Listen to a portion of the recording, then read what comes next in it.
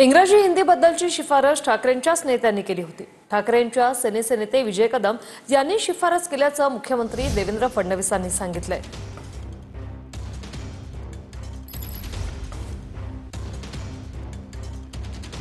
मुख्यमंत्री फडणवीस नेमकं काय म्हणाले पाहूया। 2021 मध्ये माशेलकर समितीकडून मुख्यमंत्री ठाकरेंना 101 पानांचा अहवाल सादर। हा अहवाल सादर केला तेव्हा संजय राऊतही उपस्थित होते। या अहवालाच्या 8व्या प्रकरणात भाषेचा विषय, यासाठी जो उपगट तयार करण्यात आला त्यात ठाकरेंच्या शिवसेनेचे विजय कदम यांचा समावेश। इंग्रजी हिंदी दुसरी भाषा म्हणून पहिलीपासून लागू करावी अशी विजय कदम यांची शिफारस। 20 जानेवारी 2022 रोजी मंत्रिमंडळात या अहवालाचं इतिवृत्त कायम केलं गेलं। या इतिवृत्तावर तत्कालीन मुख्यमंत्री उद्धव ठाकरेंची सही आहे। त्रिभाषा सूत्र मंजूर करणारी बैठक 20 जानेवारी 2022 रोजी उद्धव ठाकरेंच्या अध्यक्षतेत।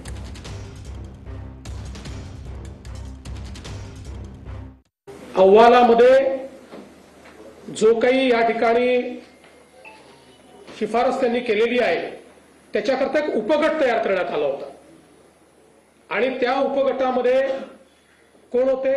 भाषेच्या उपगटामध्ये डॉक्टर सुखदेव थोरात, नागनाथ कोतापल्ले, अजून काही सदस्य होते, पण यात भाषेच्या या उपगटामध्ये महत्वाचे सदस्य होते विजय कदम।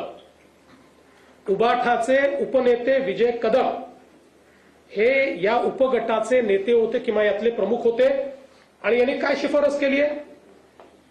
तर यांनी शिफारस अशी केलेली आहे की मुद्दा क्रमांक 8.1 इंग्रजी आणि हिंदी भाषा ही दुसरी भाषा म्हणून पहिल्या वर्गापासून लागू करण्यात यावी। 1ली ते 12वी असे 12 वर्ष विद्यार्थी इंग्रजी शिकतील तर त्याला इंग्रजी भाषेची जाण येईल आणि आवश्यक पुस्तके वाचता येतील। अभियांत्रिकी, वैद्यकीय आणि अन्य तांत्रिक व्यावसायिक अभ्यासक्रमांसाठी ते सज्ज असतील। उच्च शिक्षण संस्थांमधून मराठी शिकवण्याला प्राधान्य द्यावेच लागेल, पण त्याच वेळी इंग्रजी आणि हिंदी ही दुसरी भाषा पहिल्या वर्गापासून ते 12वी पर्यंत सक्तीची करण्यात यावी। आवश्यकता भासत असेल तर महाविद्यालयीन शिक्षणाच्या 3 किंवा 4 चौथ्या वर्षाच्या पदवी अभ्यासक्रमामध्येही हिंदी सक्तीची करावी। आता कोणी म्हटलंय?